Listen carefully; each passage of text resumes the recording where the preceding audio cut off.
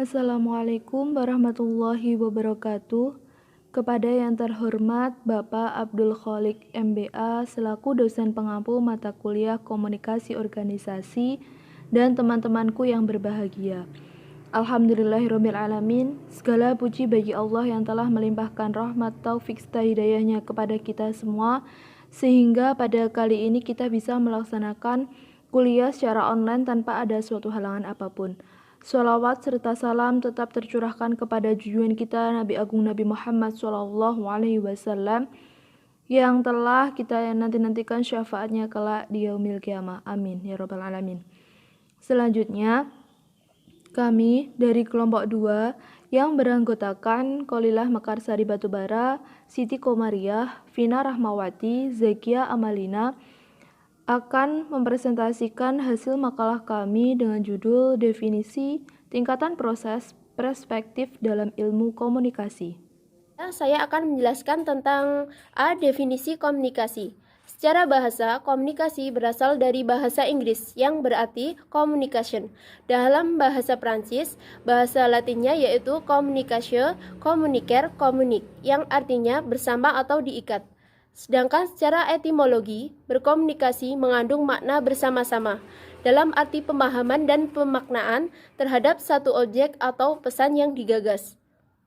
Komunikasi berarti mengadakan kesamaan pengertian antara komunikator atau penyebar pesan dengan komunikan atau penerima pesan. Jika di antara dua orang yang berkomunikasi itu memiliki kesamaan pengertian, artinya tidak ada perbedaan terhadap pengertian tentang sesuatu.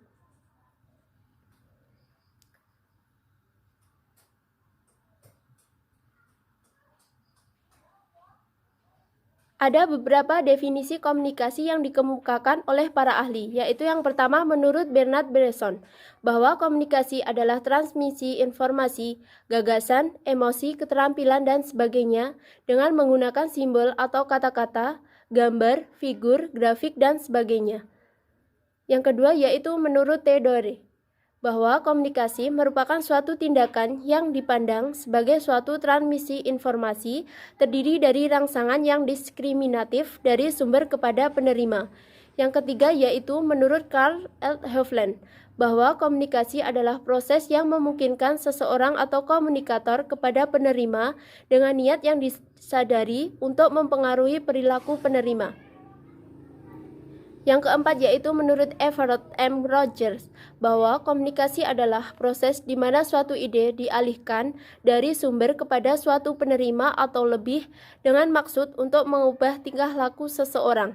Yang kelima yaitu menurut Raymond S. Ross, bahwa komunikasi adalah suatu proses menyortir, memilih, dan mengirimkan simbol-simbol sedemikian rupa sehingga membantu pendengar membangkitkan makna atau respon dari pikirannya yang serupa dengan yang dimaksudkan komunikator. Di sini saya akan menjelaskan bagian B, tingkatan proses komunikasi. Tingkatan proses komunikasi menurut Dennis MC Quayle, secara umum kegiatan atau proses komunikasi dalam masyarakat dapat berlangsung dalam 6 tingkatan. Yang pertama yaitu komunikasi intrapribadi. Komunikasi terjadi dalam diri seorang, merupakan proses pengolahan informasi melalui panca indera dan sistem saraf, misalnya berpikir, merenung, mengingat sesuatu, menulis sebuah surat, dan menggambar. Dan yang kedua yaitu komunikasi antar pribadi. Komunikasi yang dilakukan secara langsung antara seseorang dengan orang lain, misalnya percakapan melalui telepon. Dan yang ketiga yaitu komunikasi dalam kelompok. Komunikasi yang berlangsung di antara anggota suatu kelompok. Pada tingkatan ini, setiap individu yang terlibat masing-masing berkomunikasi sesuai dengan peran dan kedudukannya dalam kelompok. Misalnya mengobrol dengan keluarga, antar bapak, ibu, anak-anaknya, diskusi di antara warga kelompok, karang taruna, atau kegiatan belajar mengajar yang dilakukan seseorang dengan murid-muridnya dalam kelas. Dan yang keempat adalah komunikasi antar kelompok atau asosiasi. Kegiatan komunikasi yang berlangsung antara suatu kelompok dengan kelompok lainnya, atau antara satu asosiasi dengan asosiasi lainnya. Jumlah pelaku yang terlibat dalam komunikasi jenis ini boleh jadi hanya 2 orang ataupun beberapa orang saja. Misalnya, pertemuan antara pengurus Karang Taruna A dengan Karang Taruna B, atau pertemuan antara pengurus Ikatan Sarjana Komunikasi Indonesia dengan Ikatan Sarjana Ekonomi Indonesia. Selanjutnya yang kelima yaitu komunikasi organisasi. Komunikasi organisasi di sini mencakup kegiatan komunikasi dalam suatu organisasi dan komunikasi antar organisasi. Contohnya seperti pertemuan antara direksi perusahaan A dengan para manajernya. Dan yang keenam yaitu komunikasi dengan masyarakat secara luas. Itu dibagi menjadi 2, yaitu yang pertama komunikasi massa, yakni komunikasi melalui media massa seperti radio, majalah, surat kabar, dan TV. Dan yang kedua yaitu secara langsung, tanpa melalui media massa, misalnya ceramah, pidato, di lapangan terbuka. Selanjutnya yakni prinsip-prinsip komunikasi. Menurut Deddy Mulyana membuat istilah baru yaitu prinsip-prinsip komunikasi di mana terdapat 12 prinsip komunikasi. Yang meliputi pertama, komunikasi adalah suatu simbolik, di mana komunikasi adalah suatu yang bersifat dinamis, sirkular, dan tidak berakhir pada suatu titik tetapi harus tetap berjalan. Yang kedua, setiap perilaku mempunyai potensi komunikasi. Setiap orang tidak bebas nilai pada saat orang tersebut tidak bermaksud mengkomunikasikan sesuatu tetapi dimaknai oleh orang lain, maka orang tersebut sudah terlibat dalam proses komunikasi. Yang ketiga, komunikasi mempunyai dimensi isi dan dimensi hubungan, di mana dimensi isi menunjukkan muatan isi, komunikasi yaitu apa yang dikatakan, sedangkan dimensi hubungan menunjukkan bagaimana cara mengatakannya, yang juga mensyaratkan bagaimana hubungan peserta komunikasi itu dan bagaimana pesan itu ditafsirkan. Yang keempat, komunikasi berlangsung dalam berbagai tingkat kesengajaan. Setiap tindakan komunikasi yang dilakukan oleh seseorang bisa terjadi, mulai dari tingkat kesengajaan yang rendah, artinya tindakan komunikasi yang tidak direncanakan. Yang kelima, komunikasi terjadi dalam konteks ruang dan waktu, di mana disesuaikan dengan tempat, proses komunikasi itu berlangsung, kepada siapa pesan itu dikirim, dan kapan komunikasi itu berlangsung. Yang keenam, komunikasi melibatkan prediksi peserta komunikasi. Ketika orang-orang berkomunikasi, mereka meramalkan efek perilaku komunikasi mereka. Dengan kata lain, komunikasi juga terikat oleh aturan ataupun tata krama. Yang ketujuh, komunikasi bersifat sistemik. Setiap ada 2 sistem dasar beroperasi dalam transaksi komunikasi, yaitu sistem internal dan eksternal. Dalam diri setiap orang mengandung sistem eksternal dan internal yang dipengaruhi oleh latar belakang budaya. Sedangkan sistem eksternal terdiri dari unsur dalam lingkungan di luar individu, termasuk kata-kata yang dipilih oleh pembicara. Yang kedelapan, semakin mirip latar belakang sosial budaya, semakin efektiflah komunikasi. Yakni kesamaan bahasa khususnya akan membuat orang yang berkomunikasi itu lebih mudah mencapai pengertian bersama dibandingkan dengan orang yang berbeda bahasa. Yang kesembilan, komunikasi bersifat non-sekuensial. Proses komunikasi tersebut akan melibatkan respon atau tanggapan sebagai bukti bahwa pesan yang dikirim itu diterima dan dimengerti. Yang ke-10, komunikasi bersifat prosesual, dinamis, dan transisional. Ada proses yang saling memberi dan menerima informasi di antara pihak-pihak yang melakukan komunikasi. Yang ke-11, komunikasi bersifat irreversible, di mana dalam komunikasi sekali Anda mengirim pesan, maka Anda tidak dapat mengendalikan pesan tersebut bagi khalayak dan tidak dapat menghilangkan efek dari pesan tersebut. Yang ke-12, yakni komunikasi bukan Panacea untuk menyelesaikan berbagai masalah. Banyak konflik dan persoalan antara manusia disebabkan oleh komunikasi. Namun, komunikasi bukanlah sesuatu obat mujarab yang dapat digunakan untuk menyelesaikan sebuah masalah tersebut. Materi selanjutnya adalah perspektif ilmu komunikasi. Menurut beberapa teori komunikasi, ada sejumlah yang menggunakan metode logika dalam penjelasannya, termasuk perspektif dalam pengembangan ilmu komunikasi. Berikut merupakan 4 perspektif dalam ilmu komunikasi. Yang pertama adalah covering law theories, atau yang berhubungan dengan sebab akibat atau hubungan kausal. Yang kedua adalah rule theories. Perspektif ini berdasarkan pada prinsip praktif bahwa manusia aktif memilih dan mengubah aturan-aturan yang menyangkut kehidupannya.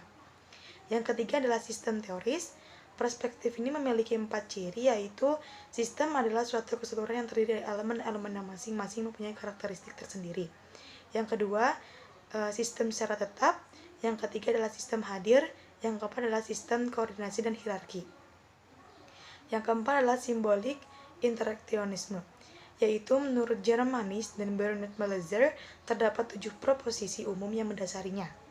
Yang pertama adalah tingkah laku, yang kedua adalah orang menjadi manusiawi setelah berinteraksi, yang ketiga masyarakat merupakan himpunan dari orang yang berinteraksi, yang keempat adalah manusia secara sukarela aktif dalam membentuk tingkah lakunya sendiri, yang kelima adalah kesadaran, yang keenam adalah bahwa manusia membangun tingkah lakunya dalam melakukan tindakan-tindakannya. Yang terakhir adalah memahami tingkah laku manusia diperlukan penelaah.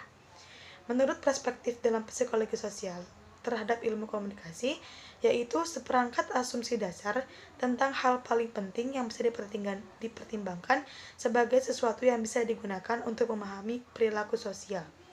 4 perspektif tersebut adalah, yang pertama adalah perilaku atau behavioral perspektif, yang kedua adalah kognitif atau kognitif perspektif, yang ketiga adalah struktural atau struktural perspektif, yang keempat adalah interaksionis atau interaksionis perspektif.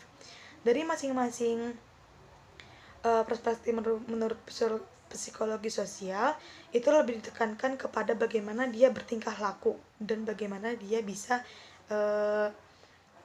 mengaplikasikannya dalam ilmu komunikasi sehari-hari. Selanjutnya, saya akan menjelaskan tentang berbagai teori perspektif komunikasi. Yang pertama, pokok pikiran G.H. Mitz. Menurut Mitz, orang adalah aktor atau perilaku dalam masyarakat, bukan reaktor, sementara sosial aktivitas sebagai payungnya. Dalam hal ini, tindakan sosial mencakup 3 bagian yang saling berkaitan, yaitu yang pertama, gerak isyarat atau gestur dari individu, yang kedua, tanggapan terhadap gestur secara eksplisit atau implisit, yang ketiga, hasil dari tindakan dipersepsikan oleh kedua belah pihak. Mitz menyatakan bahwa tindakan merupakan suatu unit lengkap yang tidak bisa dianalisis secara terpisah. Masyarakat merupakan himpunan dari perbuatan-perbuatan kooperatif yang berlangsung di antara anggotanya. Kooperatif yang dimaksudkan bukan hanya menyangkut masalah fisik biologi saja, tetapi juga menyangkut aspek psikologis karena melibatkan proses berpikir. Jadi, kooperatif mengandung arti membaca atau memahami tindakan dan maksud orang lain agar dapat berbuat sesuai dengan cara yang sepemahaman orang lain. Yang kedua, pokok pikiran Herbert Blumer. Orang pertama yang mencetuskan istilah simbolik interaksionis. Pokok pikirannya yaitu antara lain yang pertama, manusia bertindak terhadap sesuatu berdasarkan pemahaman arti dari sesuatu tersebut. Yang kedua, pemahaman arti ini diperoleh melalui interaksi. Yang ketiga, pemahaman arti ini merupakan hasil proses interpretasi. Dengan demikian, meaning atau makna dari sesuatu merupakan hasil dari proses internal dan eksternal. Yang ketiga, pokok pikiran Manfred Kant. Berbeda dengan 2 pemikiran di atas, Kant lebih bersifat mikro dan empiris atau kuantitatif. Ada 4 hal yang dikemukakan oleh Kant, yaitu yang A, objek sasaran. Bisa mencakup semua aspek realitas, dapat berbentuk benda, kualitas, peristiwa, atau keadaan. Yang B, rencana tindakan, totalitas pola tindakan seseorang terhadap objek sasaran tertentu. Yang C, orientasi pada orang lain, orientasi kehidupan seseorang dipengaruhi oleh orang lain di sekitarnya. Yang D, konsep diri, yaitu mencakup pertama, konsep diri dipandang sebagai rencana tindakan individu terhadap dirinya sebagai objek. Yang kedua, konsep diri mencakup identitas atau peran dan status, minat, tujuan, ideologi, serta evaluasi diri. Yang keempat, pokok pikiran Kenneth Brooks. Pemikiran Brooks, juga Erving Goffman dan Hugh Danson tentang simbolik interaksionis ditandai dengan. Sekian video dari kelompok kami, ada kurang lebihnya kami mohon maaf yang sebesar-besarnya. Billahi taufik walhidayah, wassalamualaikum warahmatullahi wabarakatuh.